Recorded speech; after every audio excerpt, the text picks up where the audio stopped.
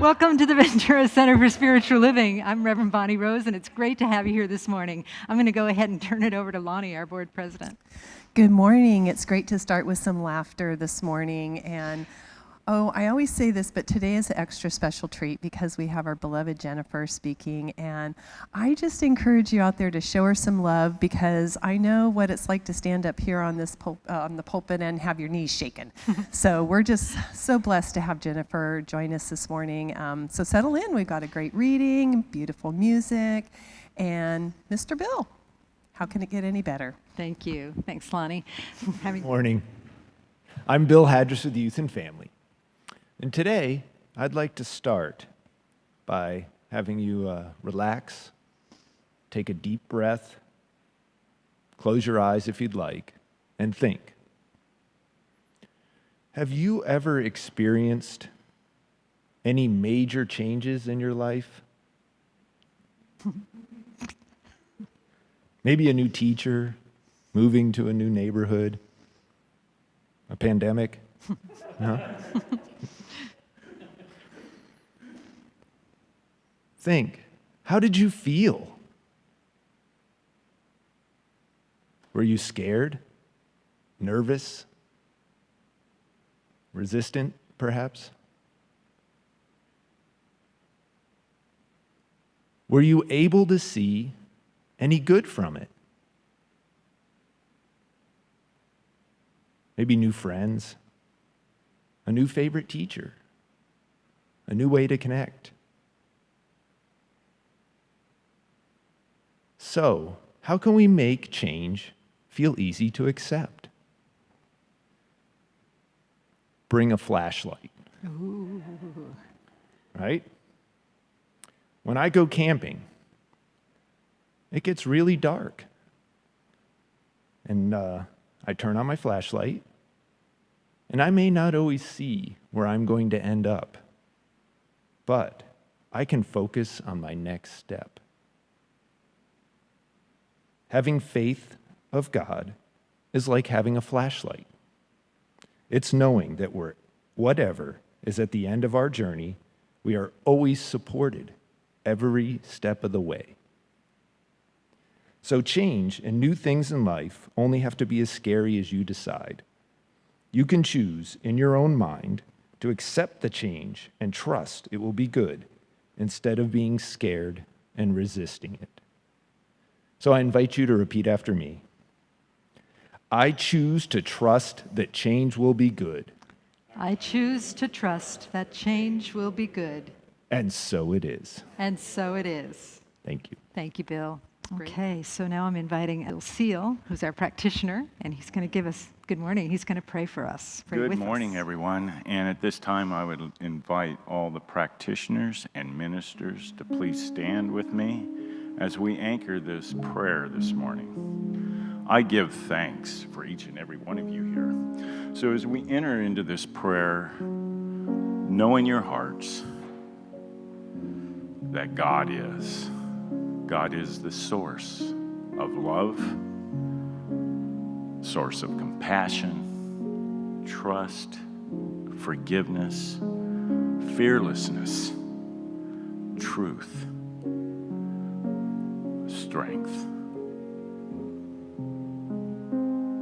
And as I identify and relate to those same spiritual traits that God is, I recognize them within each and every one of us here today, knowing that God is the fearlessness and the strength and the courage in each and every one of us as we stand and live our lives with love, with compassion, with the knowledge that we are one with each other.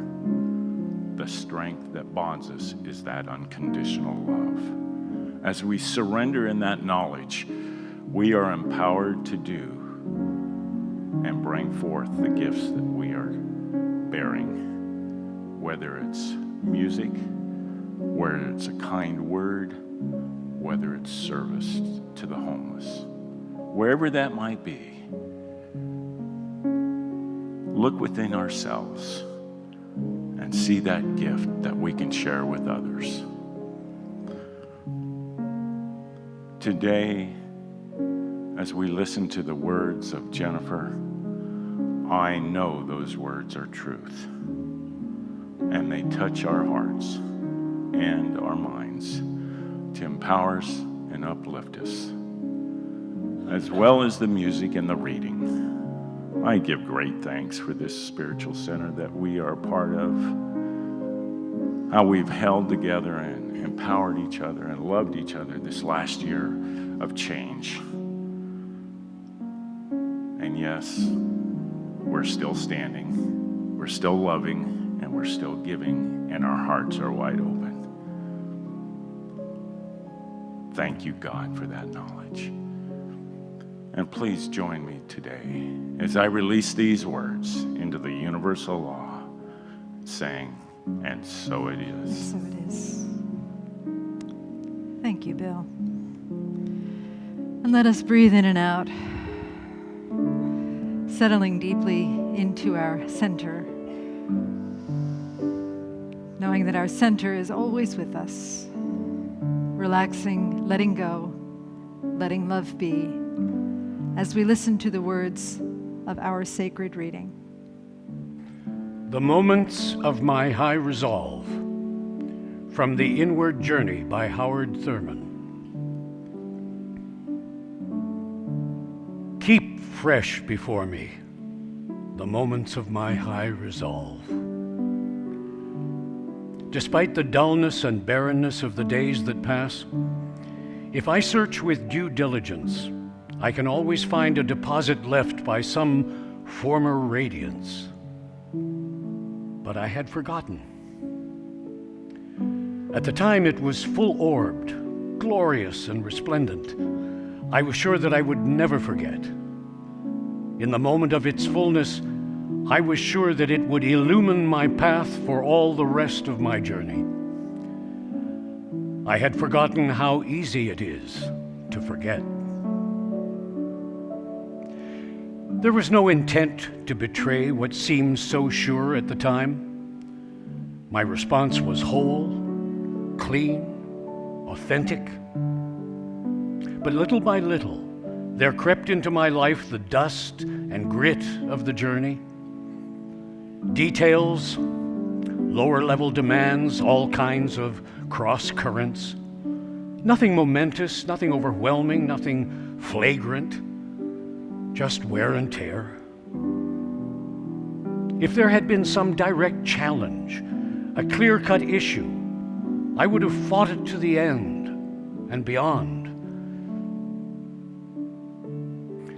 In the quietness of this place, surrounded by the all-pervading presence of God, my heart whispers, keep fresh before me the moments of my high resolve, that in fair weather or in foul, in good times or in tempests, in the days when the darkness and the foe are nameless or familiar, I may not forget that to which my life is committed. Keep fresh before me the moments of my high resolve. And so we continue to breathe deeply and move into that place, that high resolve that created us, that came into being through us, and that remembers itself through us. Together, let us sing, I am remembering who I am.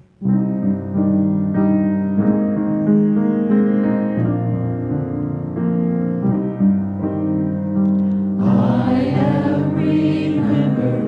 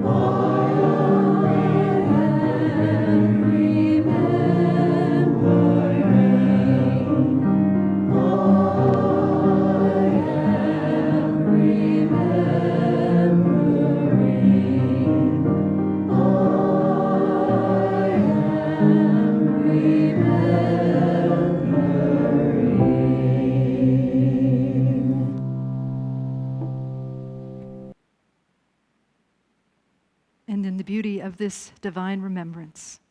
We breathe in deeply. And then we exhale, opening our eyes in love and in service to what is, as it is, and so it is.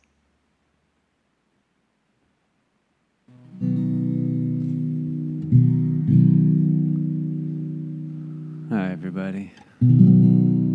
I hope you've been very well and healthy and grounded and feeling and loving.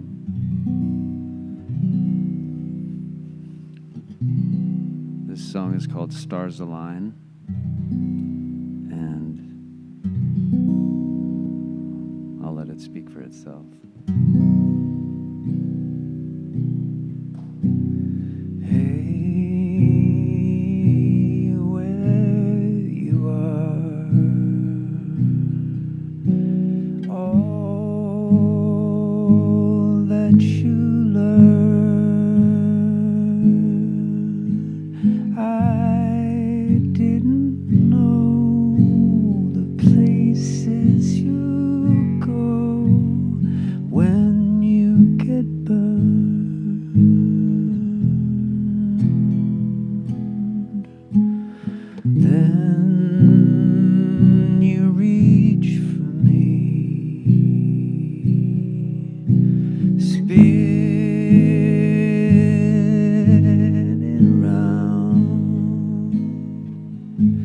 Lost in my pain, sheets of the rain crashing down.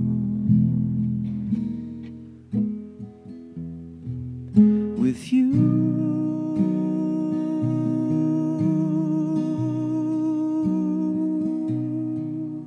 with you.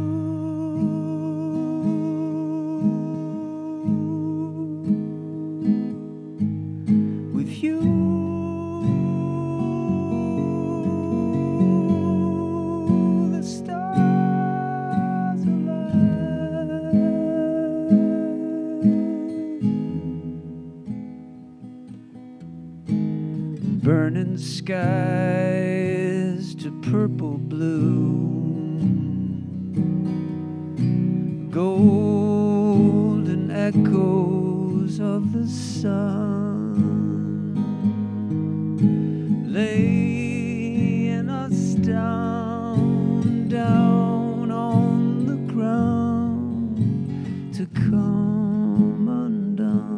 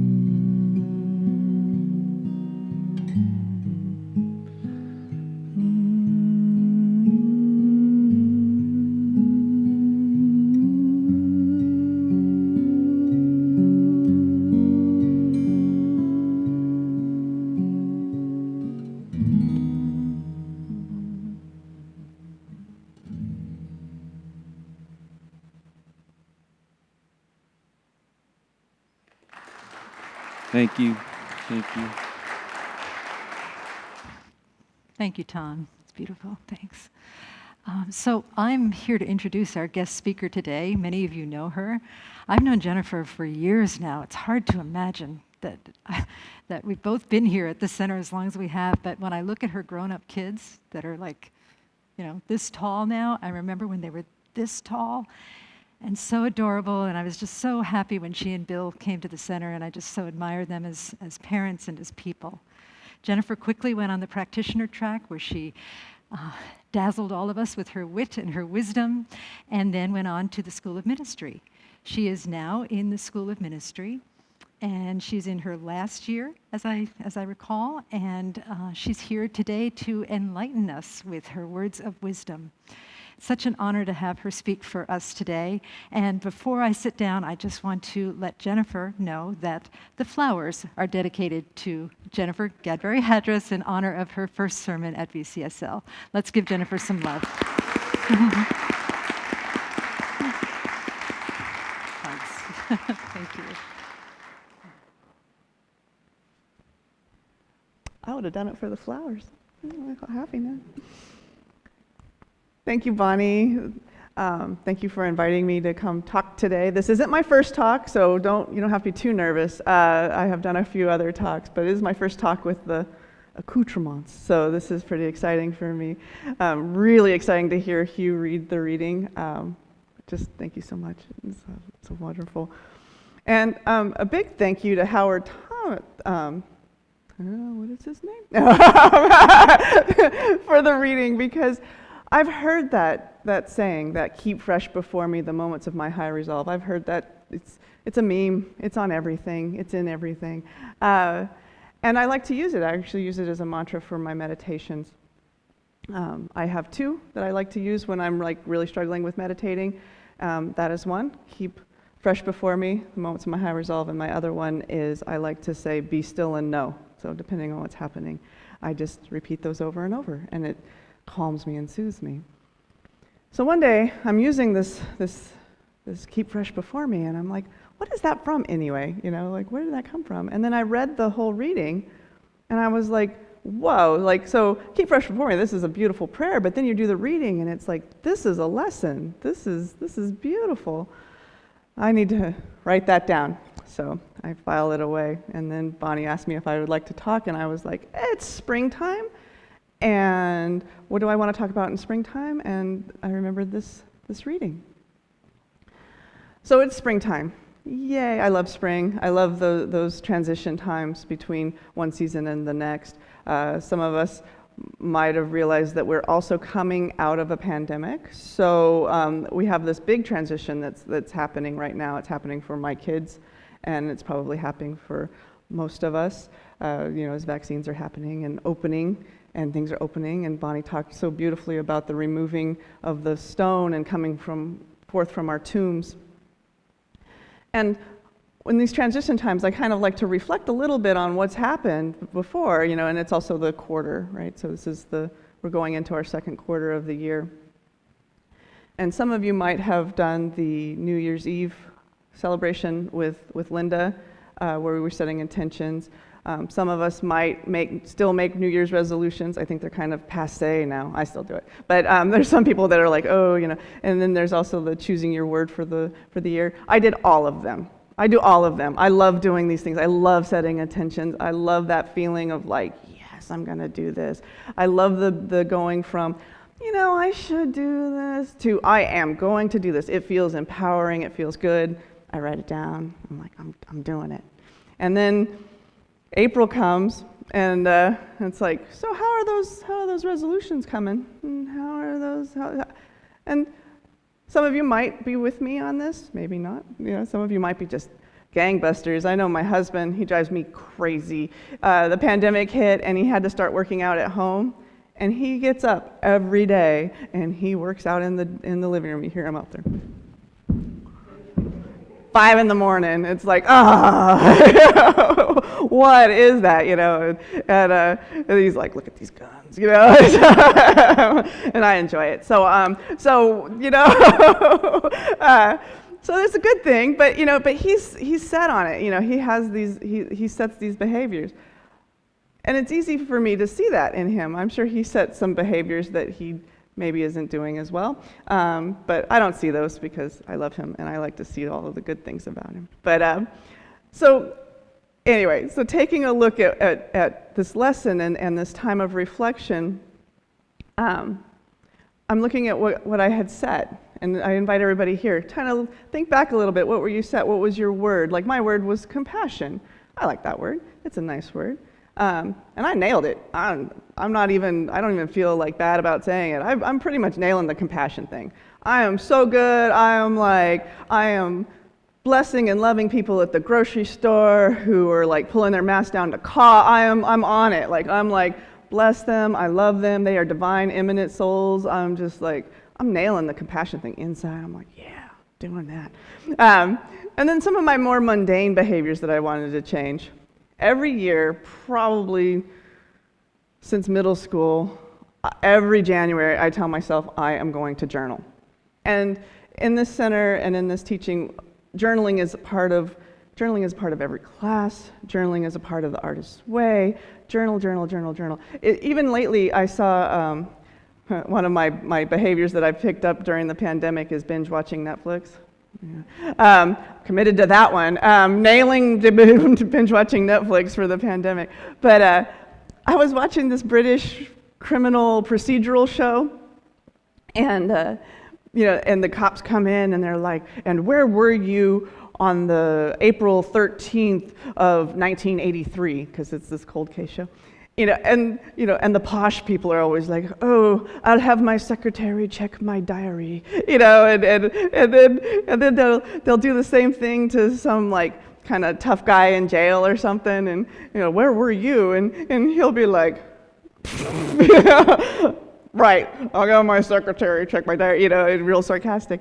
And it's like, oh dear, I'm just like that thug in prison. Because if you ask me to check a journal that isn't January 1st through about January 20th, I don't have journal entries. Like I have, "Dear diary, this is going to be the best year ever, January 1st and 2nd, and then by the 10th, it's like, oh, okay, and then March 3rd, oh, I was going to keep this, but, some stuff has happened, and then January 1st, dear diary, this is going to be the best year." And so that's kind of how I've been rolling with journaling. And I realized when I was looking at this, like, why do I do that? And maybe maybe you're really good at it. I have lots of friends who are amazing at journaling. But maybe there's some other behavior that you want to change and that you were thinking like, this is it, I'm going to do this. And you realize like the reading, the grit, and the dirt kind of gums up the works and stops you from doing it. And sometimes it's simple stuff like that, and you just need to kind of go, oh, and you just need a little goosing. You need a little, in your meditation, hold forth before me, and you're like, oh yeah, I was going to do that. And you can go do it. And then sometimes you're like, yeah. And then that's what I look at if you're lucky enough, sometimes you get up from that meditation and you're like, oh yeah, I was going to do that.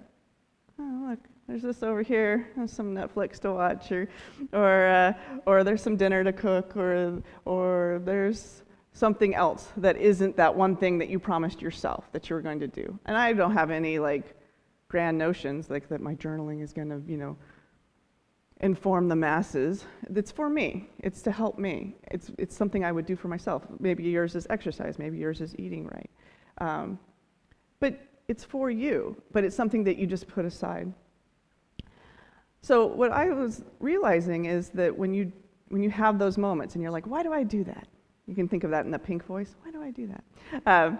I realize that's those cross currents. Those are those invisible things in your life that kind of just sweep across you and just say, not today. And they're not this confrontational thing. You don't have somebody like, you shouldn't do this, because like he says, you would be like, no, you can tell if that person they're wrong. But it's just these invisible things that kind of push you off course. And if you allow them, will keep you off course. So if you're lucky enough to realize it, and lucky enough to go, what is this cross current? you're lucky enough to really start looking at it.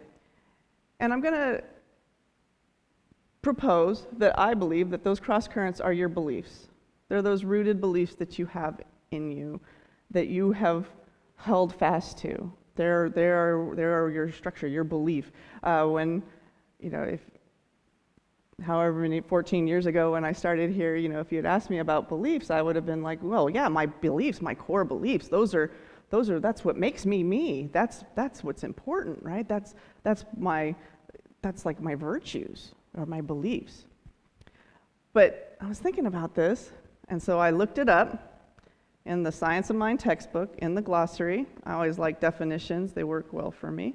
But I'm not going to read it out of there because the type is too small. So I printed it out. Look at me all prepared. Belief is the conviction or feeling of the truth of a proposition or condition. Belief may go no farther than intellectual assent, while faith embodies a trust and confidence. Belief admits all degrees from the slightest suspicion to the fullest assurance. Easy for Ernest to say, right?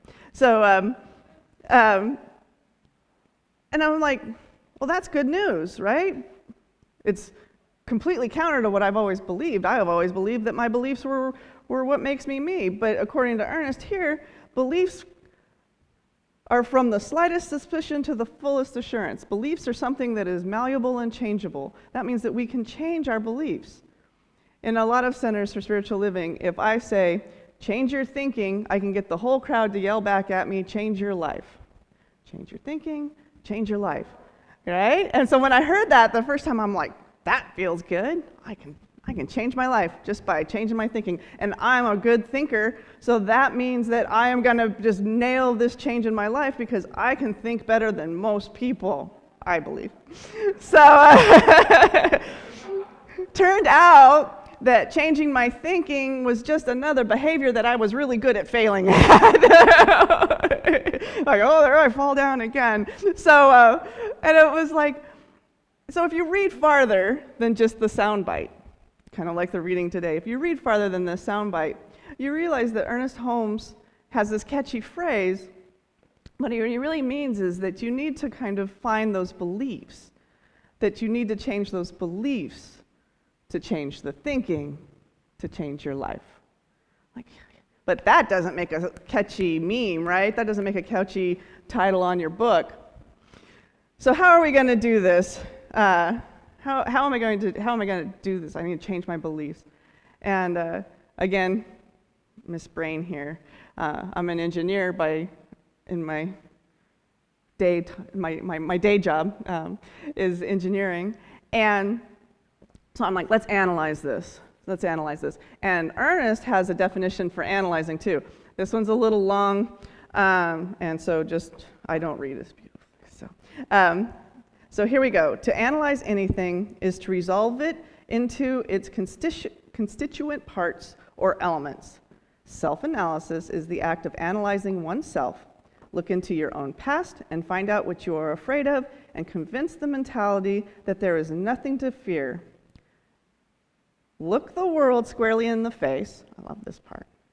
Sift the mentality down to its depths, removing every obstruction that inhibits the free flow of those great spiritual realizations, which we have talked about from time to time in this book. Again, awesome, right? I love that. Easy for Ernest to say. So, I'm looking this world squarely in the face, and I'm going to sift the mentality to its depths, removing every obstruction that inhibits the free flow of spiritual realizations. All right, so here I go. I've been lucky enough several times over my life and over being a practitioner to start falling asleep and not be able to sleep because my brain is grinding. Oh, it's got something in there. It's got some grit, and it's just grinding in there. It's like, or sometimes in really, really good days, I wake up at 3 a.m. with my brain going, and I'm like, oh, come on, no, this is sleeping time. And the brain's like, No, you were quiet, and now you can hear me. Oh, damn. So here goes my brain. And I'm like, okay, well, Ernest says I can analyze my thoughts. I can analyze this stuff. I'm going to analyze this. Okay, brain, I'm semi-awake. Let me have it. And the Greek chorus of a committee like comes up and starts yelling at me like, oh. And I'm like, oh, I'm analyzing this. Oh, I got to analyze this, and I can't. So I'm going to give everybody, if you're lucky enough to have this happen to you, and if you're not lucky enough, I'm really sorry if you're sleeping through the night without any of these problems. I'm so sorry. You can talk to Bill later, because he sleeps pretty soundly. I can usually hear him snoring when this stuff is happening to me. So you can go, all right, brain, all right. Quiet. Now, don't do what I sometimes do. Shut up, brain. It's time to go to sleep. That works sometimes, but not usually. Just shut up. Sometime recently, this past year, I tried that. Shut up, brain. I'm going to sleep. And my brain was like, so much for that compassion. Damn it. So I thought, what am I going to do? How am I going to do this? Sit down. Don't shut up yet. Just sit down. Take a seat. We're going to have some parameters. We're going to do some parameters to this analyzing because it makes it easier for me to do things this way. So sit down. Here are the parameters, all you little monkeys. We're going to go one at a time. And we are going to invite our divine self into this conversation. Now, the divine self, you don't realize sometimes, is always there. The divine self is that part of you that is that part with God or with Spirit or with universe. It is that part of you that informs who you are. It is the part that has never known anything other than love, and has the part of you that has never known anything but God. That divine self. So the parameters are, we're going to sit, we're going to go one at a time, we're going to have divine self in on this conversation. So we've got divine self here. I anthropomorphize my divine self as like a big earth mama, She's like, she hugs everybody when she comes in, like, oh, you're so cute, I love all of you. And she sits down. And she says, thank you for giving me a chair, because usually she's just kind of, keeping the lights on in the place. So, cooking, she's doing all the important stuff, and letting the committee just think they're doing the important stuff. So she comes in. And then I think, how are we going to do this?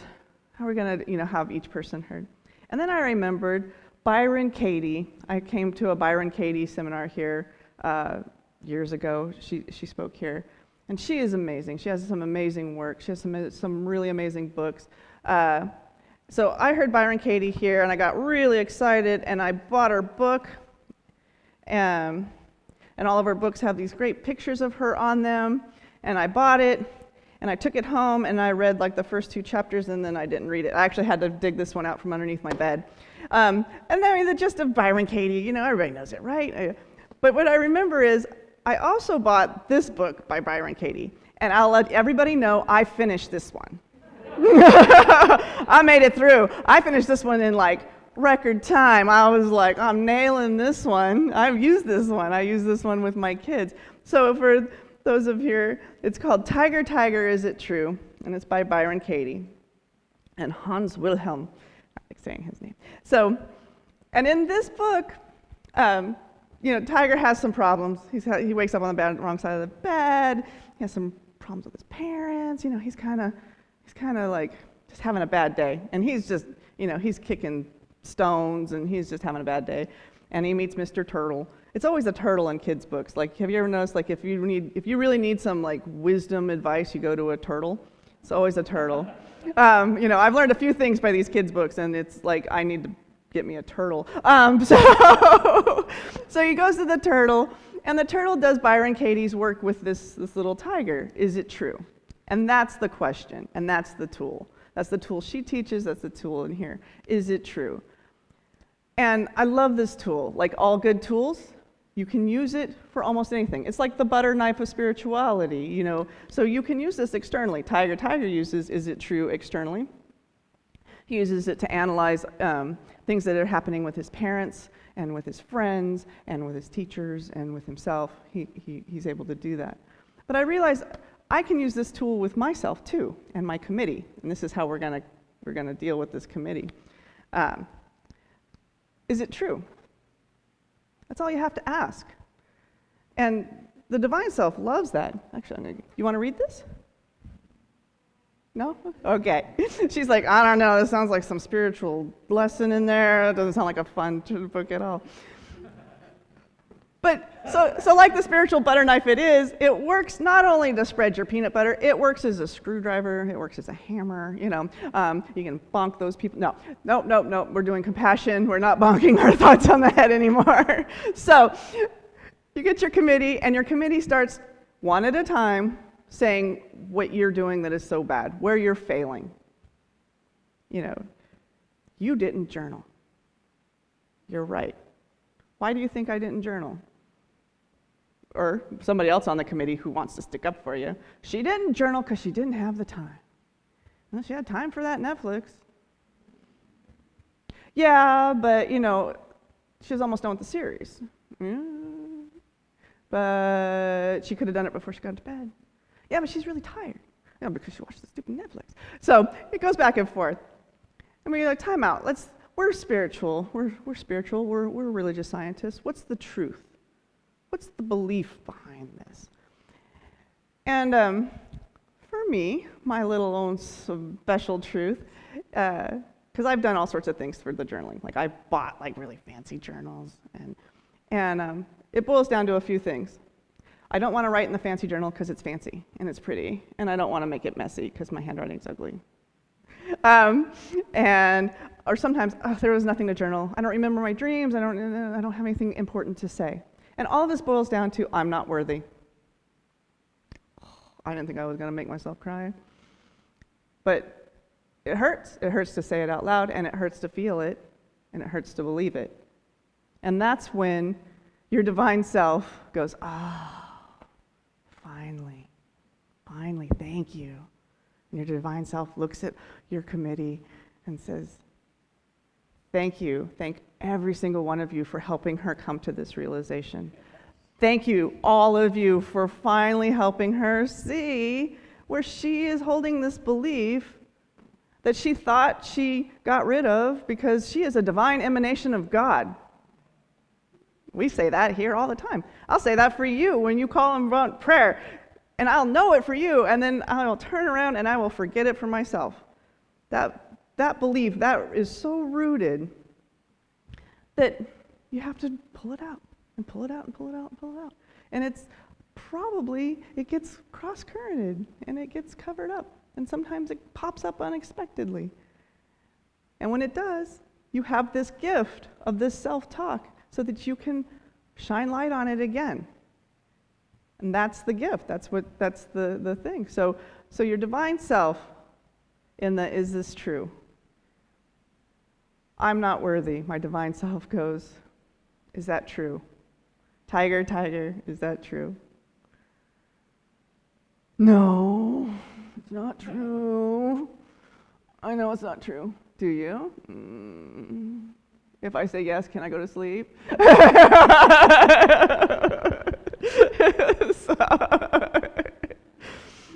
And your divine self says, you can go to sleep whenever you want. But do you want to go to sleep? Or do you want to awaken to what you really are? Yes. Sometimes it's yes. Sometimes it's like, sure. And sometimes it's like, yes. And my divine self at that moment says, okay, thank you. Thank you to the committee. Thank you to the brain for playing. Before we go to sleep, let's think about what is true. This is the fun part. This is the part where I kind of like, yeah. Let's think about what's true. The divine self takes the whole committee and hugs them to herself and says, all right, everybody, let's think. What is truth? Truth with a capital T. Truth that doesn't need a committee to defend it. Because when you need a committee to say, and give examples and give evidence against you and give this and give that, and it's defending these beliefs, those aren't truth. What is really true? Truth, capital T. No defense necessary. Let's just what is really true. In that moment, I can know that the truth is that when I stand on the beach with my beloved, my Mr. Perfect, and I'm holding his hand, and I'm feeling that cold sand in my feet, and I'm watching the sunset, and I'm watching the water, and I'm smelling the sea air, and I'm watching the birds, and I know that that is God, and I know that God is right there with me, and I can know it so beautifully. That's capital T truth. When I close my eyes and I remember when my 6-foot-plus tall 3 boys, when I remember when they were babies, little 3-month-old babies with their little soft faces and their little breathing when they were sleeping, I know that that love I felt for them was true. When Hugh does a reading and I can't stop crying, I know that's true. When Tom sings his song and I'm like, oh boy, how am I going to follow that? That's true. When my heart swells with love and gratitude right in that moment, that's true. And when I get myself really worked up like that, I realize that not only is that true, and not only is God in those moments, but God is also in my feet that are freezing on the beach and start hurting and make me walk back away from the beach and go into the car and go back to home to go eat dinner. That God is there too, and that's true, and that's love, and it's beautiful. And I know that God is in that 6-foot-tall, 6'2", did I get that right, 16-year-old that can't see his shoes in the hallway, that I am tripping over, and smells like a locker room. I know that God is in him, and that is true. And I know in that moment that God is in me, and that I am divinely appointed, and I don't need to say it braggadociously, I don't need to say it quietly, because it doesn't need defending, it doesn't need to be screamed out. I can just know it, and know that God is in me, and then that's true. And when I know that for myself, I know it for every single person in here, all few of you, and everybody out there in Facebook and on YouTube, that that's true too. So, if you find yourself lucky enough to have diminished your moments of high resolve, if you find yourself lucky enough to have your committee turn into a Greek chorus of terror, I invite you to take a breath, invite your own divine self into the committee meeting, and say, let's work on what's true, and let's find that together. And so it is.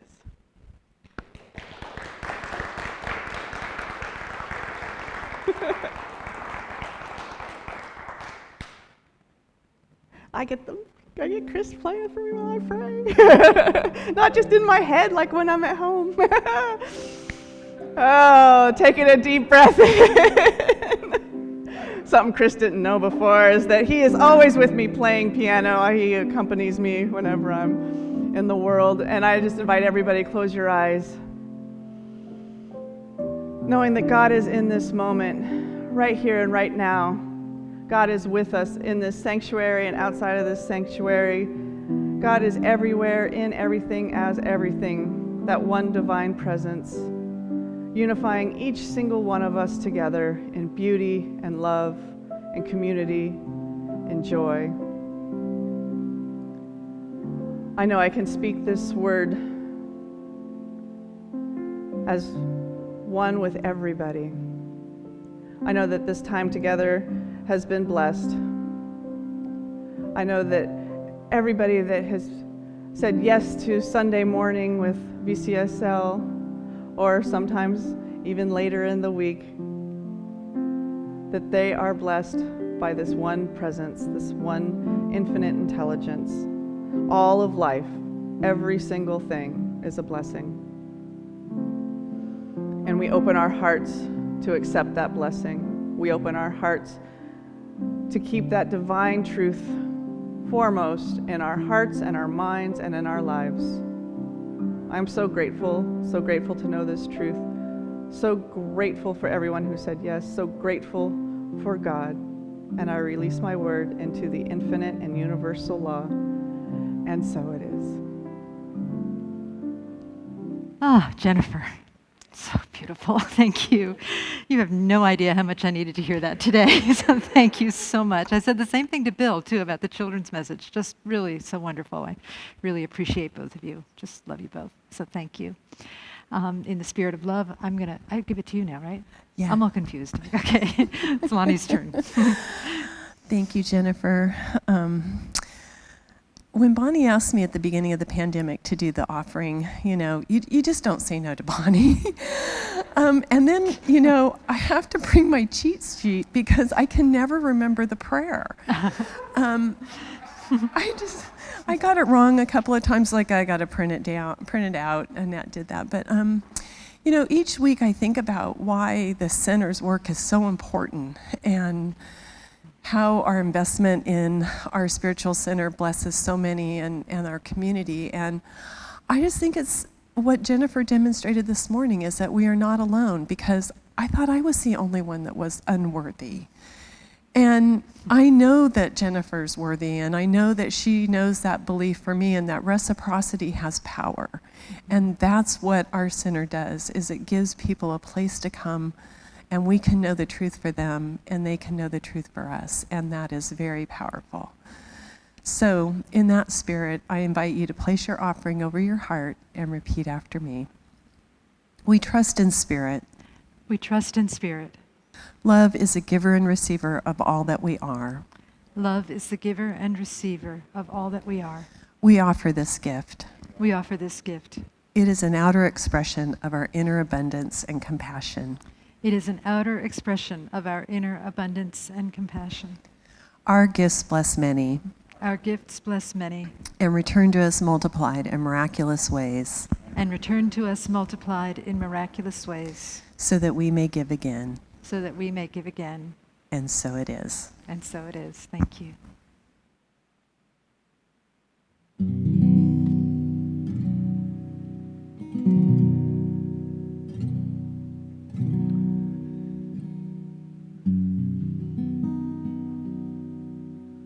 So,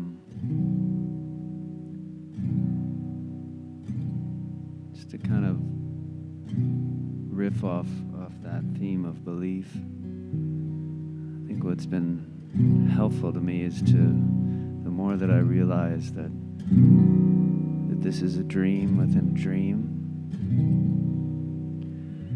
it actually helps me to be more present, and it enlivens the unchangeable, the divine unchangeable that we are part of, and that we keep trying to remember, especially when we come here. And this song, I think, illuminates that very well by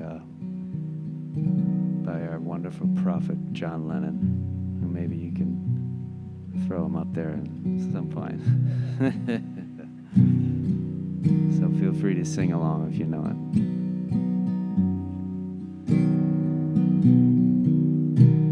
Words are flowing out like endless rain into a paper cup.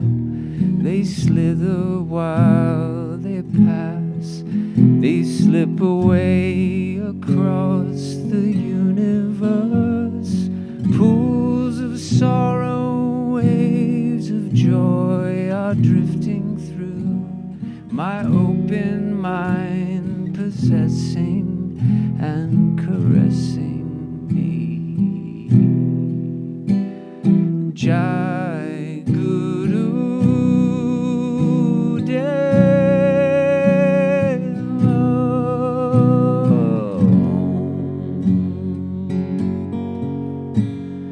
Nothing's gonna change my world.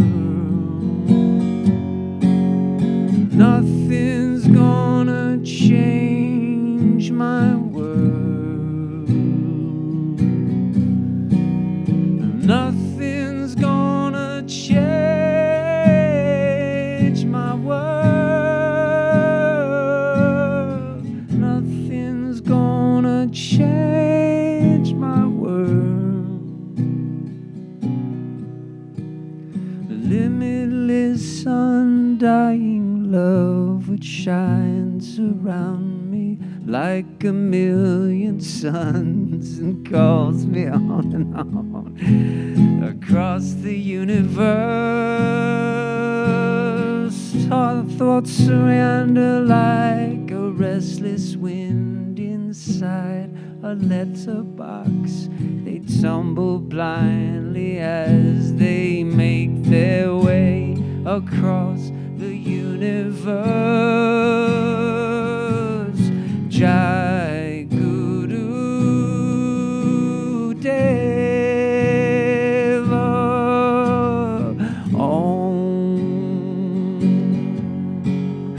Nothing's gonna change my world.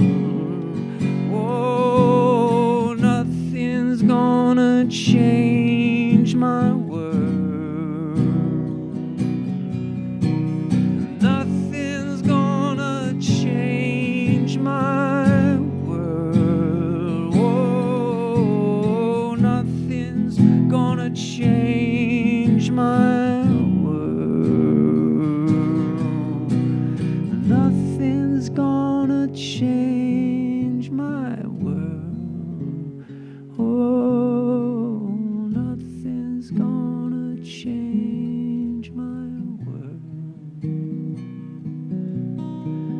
Nothing's gonna change my world. Nothing's gonna change my world. Jai Guru Deva. Jai Guru Deva. Jai Guru Deva.